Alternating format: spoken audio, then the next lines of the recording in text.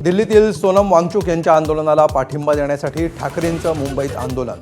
सत्तेला चिकटलेल्या गोचिडांना हटवण्यासाठी, स्वातंत्र्य टिकवण्यासाठी लढा, तरुणांना आवाहन।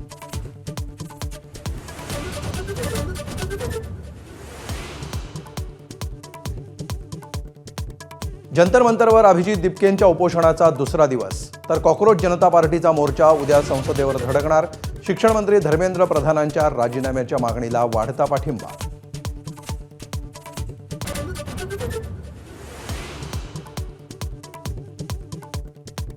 नीट फेरपरीक्षेतील निकालाच्या गोंधळाविरोधात पालक आक्रमक।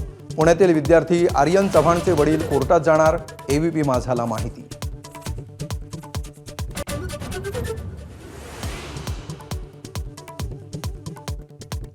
सोनम वांगचुकांना हॉस्पिटलमध्ये नेण्याचा सरकारला अधिकार, दिल्ली हायकोर्टाचा निर्वाळा।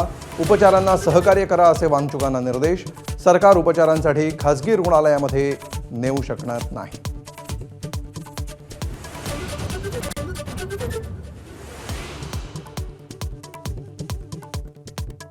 शिवसेना नेते रवींद्र धंगेकर आणि त्यांच्या पत्नी नॉट रिचेबल। पुणे पोलिसांची पथकं शोधासाठी रवाना। खलील शेख आत्महत्या प्रकरणी धंगेकर दाम्पत्यावर गुन्हा।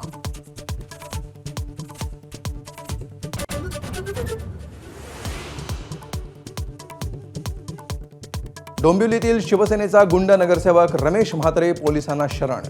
म्हात्रेला 14 दिवसांची न्यायालयीन कोठडी। 5वी आरोपी साधना कारंडेलाही अटक।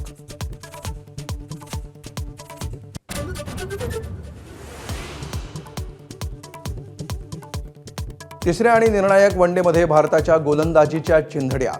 इंग्लंडच्या बेथेल आणि डकेट यांची 191 धावांची सलामी।